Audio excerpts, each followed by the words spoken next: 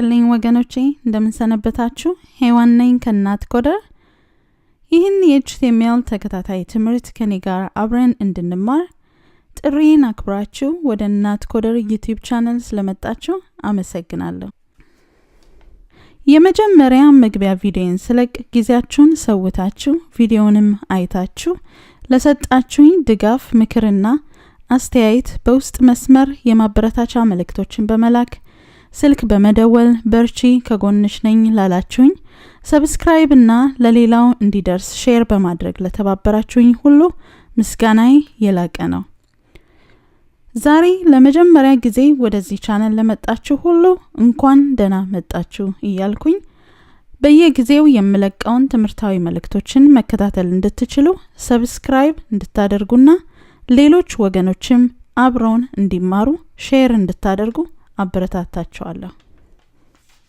በዛሬው ትምህርታችን የሚከተሉትን ነጥቦች እናያለን HTML ምንድን ነው HTML መማር ለምን ይጠቅማል ማን መማር ይችላል ይህን ትምህርት ለመማር ምን ይጠይቃል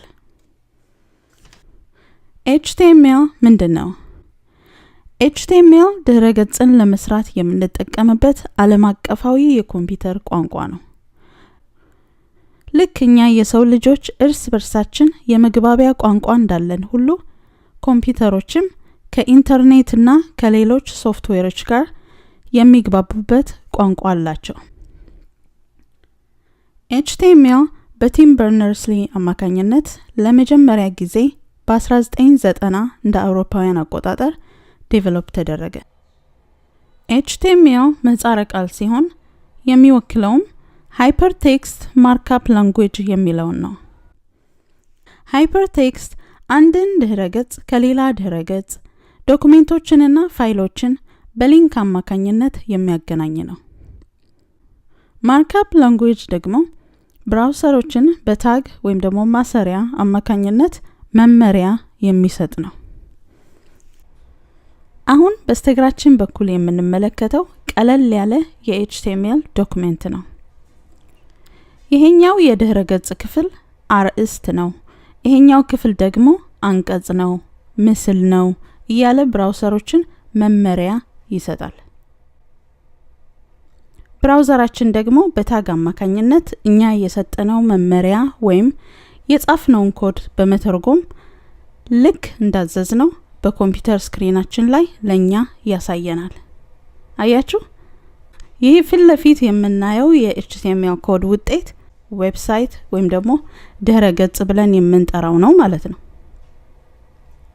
እያንዳንዱ የHTML ኮድ በታጎች የታሰሩ ናቸው ድህረ ገጽን ለመስራት የሚጠቅሙን ታጎች ምንነትና ጥቅም በሚቀጥሉት ተከታታይ የትምህርት ጊዜያችን ላይ በጥልቀት አብረን የምንማረው ይሆናል HTML5 የHTML latest version ወይም የቅርብ ጊዜ ስሪት ነው HTML እና HTML5 ተመሳሳይ ሰነዶች ናቸው በሁለቱ መካከል ያለው ልዩነት HTML5 አዳዲስና ቀለል ያሉ ታጎች ጥቅም ላይ የሚውሉ መለያዎችን ሲያስተዋውቅ ከቀደሙት ቨርዥን ደግሞ እንዲወጡ የተደረጉ ታጎች አሉ አዳዲስ ከተጨመሩት ዛሬ ሁለት ታጎች ላሳያችሁ ከዚህ ቀደም በነበሩ የHTML ስሪቶች ቪዲዮና ኦዲዮ ማካተትም ሆነ ማጫወት የሚያስችለን አብሮ የተሰራ የመለያ ቋንቋ ስላልነበራቸው ኮምፒውተሮችም ሆኑ የድረገጽ አሳሾች ተንቀሳቃሽ ምስልና ድምጽ ማካተትም ማጫወትም አይችሉም ነበር የግድ ሶስተኛ ወገን ፕላግኢን ወይም ሶፍትዌር አፕሊኬሽን እንደ Adobe Flash እና Microsoft Silverlight ካልጫንን ቪዲዮ ማየት ሆነ ኦዲዮ መስማት አስቸጋሪ ነበር አሁን ግን በHTML5 አማካኝነት ቪዲዮና ኦዲዮ የሶስተኛ ወገን ፕላግኢን ሆነ ሶፍትዌር ወደ ኮምፒውተራችንና ዌብ ብራውዘራችን መጫን ወይም ዳውንሎድ ማድረግ ሳያስፈልገን ማጫወት እንችላለን እነዚህ አሁን ያሳየዋችሁና ሌሎች ታጎች ተጨምረው HTMLን ቀለል እንዲልና የበለጠ ትርጉም እንዲሰጠው አድርገውታል አብዛኞቹ ሌተስት ብራውዘሮችም HTML5ን ሰፖርት ያደርጋሉ HTML መማር እጅግ ጠቃሚ ነው ማንኛውም ዌብ ዴቨሎፐር መሆን የሚፈልግ ሰው መጀመሪያ እነዚህ 3 የኮዲንግ ቋንቋዎች መማርና ማወቅ አለበት።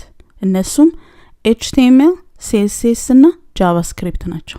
HTML አስቀድመን እንዳየነው ድረገጽን ለመገንባት ከምንጠቀምባቸው አንዱና ዋነኛው የኮዲንግ ቋንቋ ነው።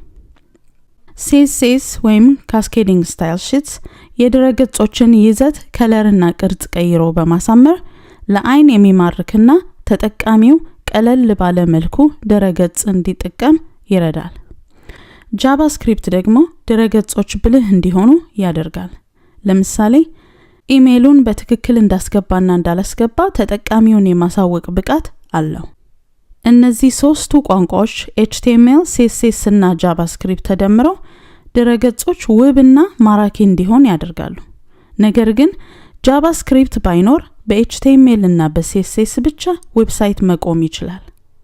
CSSም ባይኖር በHTML ብቻ ዌብሳይት መቆም ይችላል። HTML ባይኖር ግን ዌብሳይት አይኖርም። ለዚህም ነው HTML መማርና ማወቅ እጅግ ጠቃሚ ነው የምላችሁ። በዓለም ላይ የሚደረጉ አብዛኞቹ የትምህርት፣ የሕክምናና የንግድ እንቅስቃሴዎች በአንድም ሆነ በሌላ መልኩ የኢንተርኔትና የድረገጽ ተጠቃሚዎች ናቸው። በአሁኑ ወቅት ኢንተርኔትና ድረገጽ የማይጠቀሙ እንቅስቃሴዎች ወደ አለመኖር እየተጠጉ ናቸው። የነዚህ ሁሉ ድረገጾች መሰረት ደግሞ የHTML ኮድ ወይም የHTML ዶክመንት ነው።